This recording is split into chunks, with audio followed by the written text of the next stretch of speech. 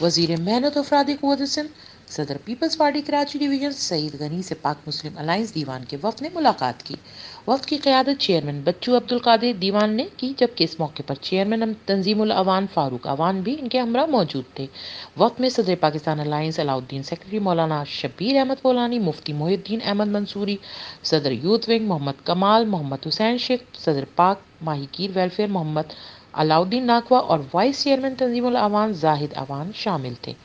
وفد نے سندھ میں پاکستانی بنگالیوں کو درپیش مشکلات و مسائل سے آگاہ کیا۔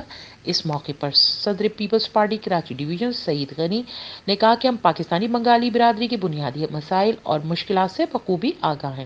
پیپلز پارٹی نے ہمیشہ عوام کی بنیادی حقوق کے لیے آواز اٹھائی۔ کراچی میں مقیم پاکستانی بنگالی برادری کی بنیادی اور جائز مسائل کو سندھ حکومت حل کرے گی۔